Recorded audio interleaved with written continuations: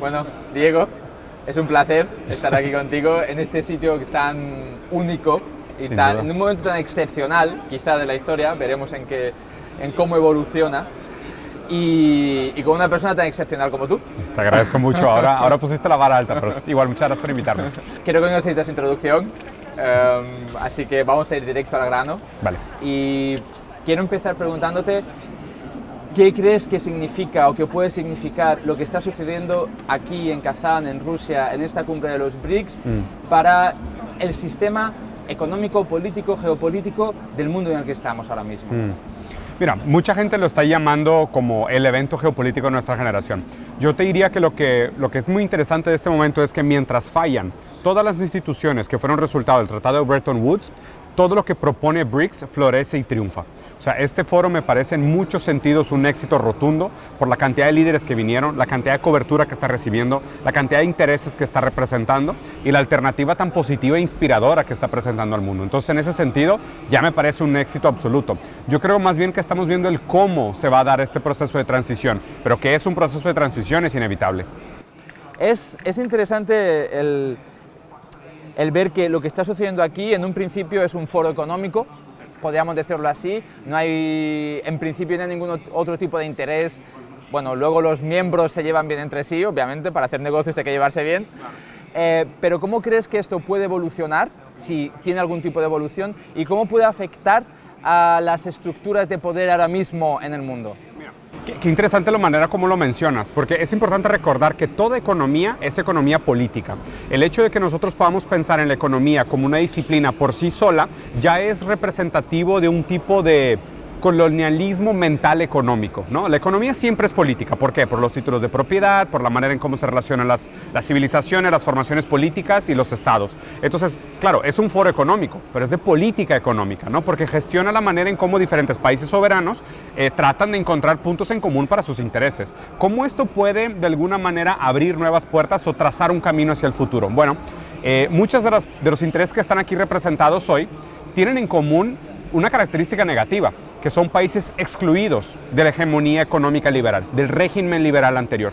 Entonces, como el régimen liberal usaba la economía como una herramienta de destrucción masiva, a través de las sanciones, la instrumentalización del SWIFT como un tipo de terrorismo, los bloqueos, en fin, la intervención política, ¿no? La democracia social hegemónica como una imposición ideológica hacia todos los países, lo que casi todos los miembros de BRICS tienen en común es que fueron agredidos, violentados y terrorizados por el mecanismo, por el régimen liberal y acabaron excluidos. Pero el problema es que cuando hay más gente excluida que incluida en la hegemonía, pues se abre la oportunidad para una nueva formación socioeconómica. Entonces, a eso yo creo que le podemos dar una lectura material diciendo las condiciones materiales llevaron al orillamiento y aislamiento de todos estos países que se dieron cuenta que tienen algo muy grande en común. Estaban siendo dejados fuera del juego económico hegemónico liberal. Por ende, su capacidad de tolerarse los unos a los otros es suficiente motivo para entablar conversaciones como las que estamos viendo aquí, con un tono de solidaridad, con un tono de paz y con un tono de construcción de un futuro común. Entonces, es realmente esto el surgimiento de un nuevo proyecto universal en un sentido geopolítico, pero es universal todavía más potente que aquel falso universalismo que planteaba el régimen liberal, que era un tipo de universalismo impositivo, que era o eres liberal o Estados Unidos y el tío Sam te visitan, ¿no? Entonces, lo que plantea BRICS hoy es realmente una alternativa que de manera escatológica se produce por todos los excluidos al régimen hegemónico liberal.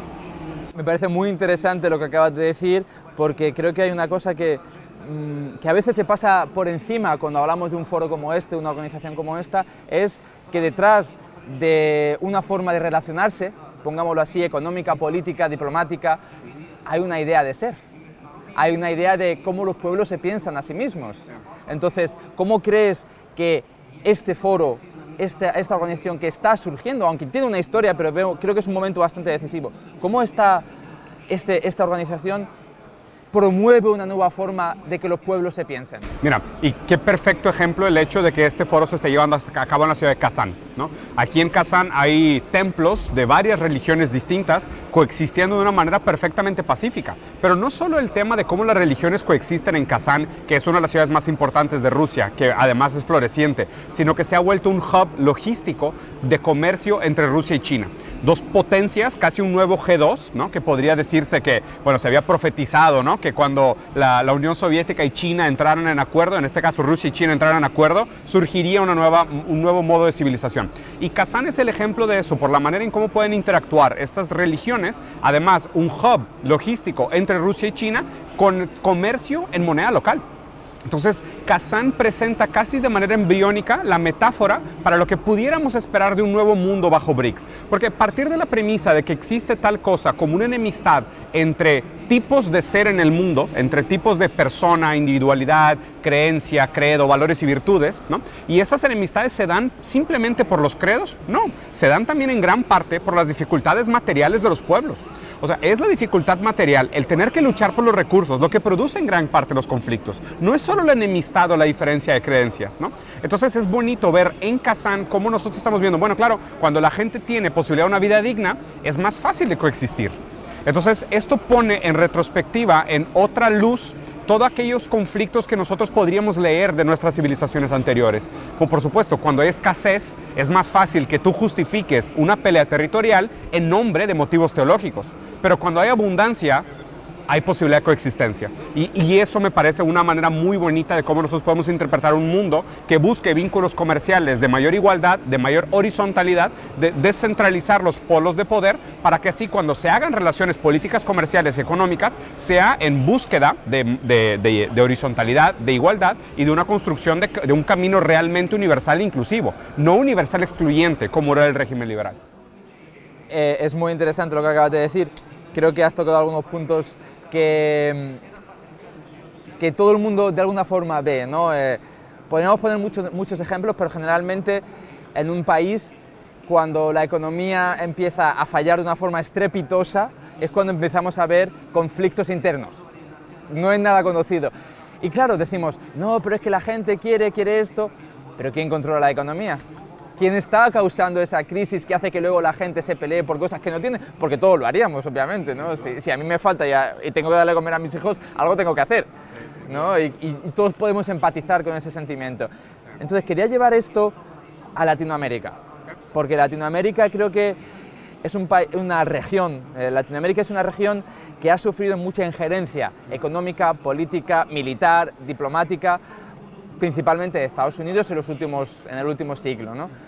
¿Cómo podría un foro como este tomar fuerza y qué podría ofrecer a Latinoamérica? Mira, y me encanta que tuviste ese desliz freudiano de decir que la región de Latinoamérica es un país. Yo encantado y totalmente de acuerdo con tu primera postulación.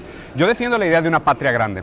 A mí me parece realmente que los países de América del Sur, desde México hasta Patagonia, necesitamos un proyecto geopolítico unificado, de países que sean hispanohablantes y lusoparlantes, ¿no? Tenemos en común un pasado, una historia, una cultura, una serie de creencias religiosas. La compatibilidad de idioma entre el español y portugués es altísima. Son dos idiomas que tienen una compatibilidad del 89%. Casi ningún par de idiomas tiene esa compatibilidad histórica, además de nuestra herencia, nuestro bagaje cultural.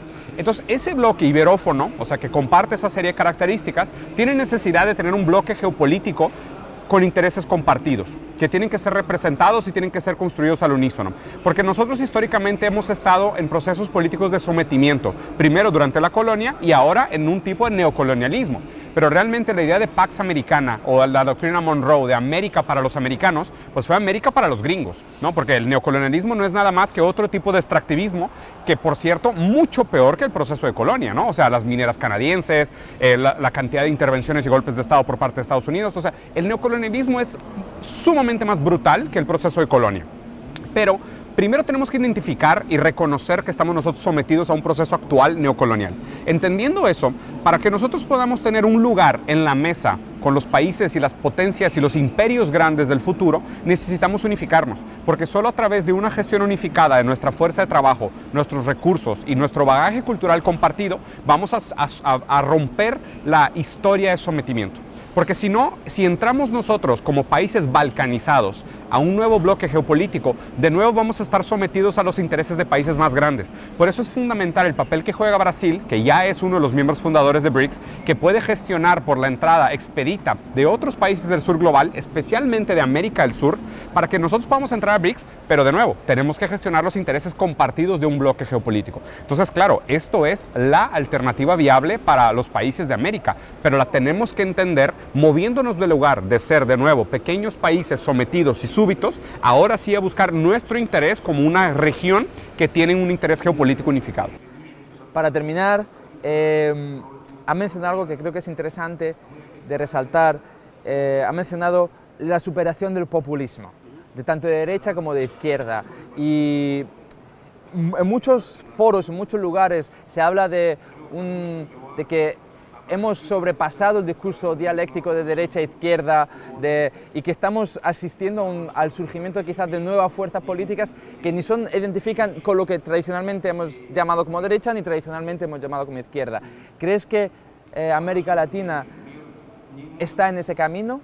Porque lo que uno ve desde fuera, porque no vivo allí ahora mismo, es que sigue habiendo una dialéctica muy fuerte entre la derecha y la izquierda. Y que ambas pueden tomar posiciones muy radicales. Mira, lo interesante de esto es que habría que entenderlo en el paradigma histórico que nos tocó vivir como constitución. Todo esto surge porque realmente la izquierda y la derecha son dos espectros políticos liberales.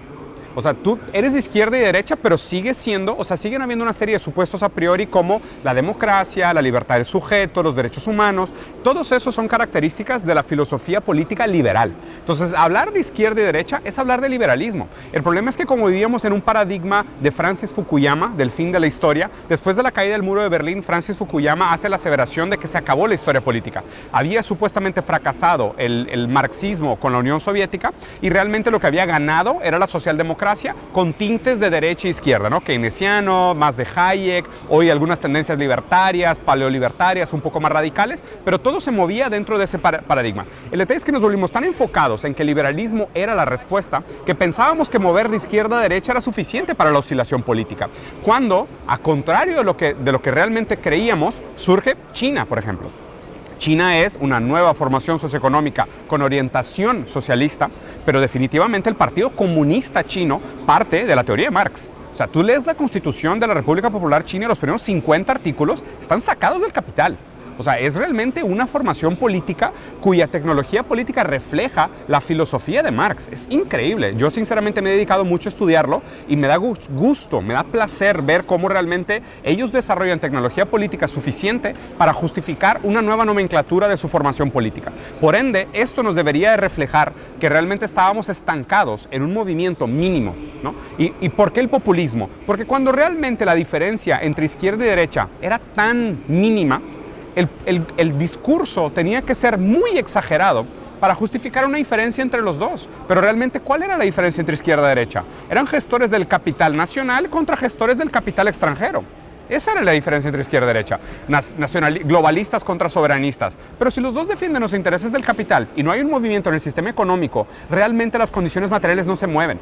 Y eso también explicaría por qué los agravantes o los dolores sociales fueron en escalada, hasta el punto de volverse realmente problemáticos, cuando nos dimos cuenta que ni la izquierda ni la derecha promovían ningún tipo de solución real. Entonces, abrirnos al mundo de BRICS es ver, hay otros tipos de formaciones políticas, hay otros tipos de organizaciones sociales, hay otros tipos de maneras de llevar la relación entre países, ¿no? Y eso nos debería obviamente de despertar una curiosidad, pero también un sentido de urgencia de que nosotros también tenemos que aprender y tenemos que tratar de replicar y aplicar lo más que se pueda esta tecnología política del nuevo mundo, que es el futuro asiático, para que nosotros no quedemos tan atrás en el momento de entrar a este nuevo bloque. Bueno, creo que hemos cubierto de forma breve un poco de todo, sí. Un poco todo y realmente espero que hayamos, yo por lo menos, he aprendido algo, he sacado alguna conclusión de lo que tú me has comentado. Te agradezco mucho. Creo que el hecho de que tenemos que pensarnos diferentes para poder relacionarnos de forma diferente y que tenemos que liberarnos de ciertas ataduras narrativas, creo que es muy importante. Sin duda, te agradezco mucho por la entrevista, un placer. Un placer, muchísimas gracias, Diego. Igual.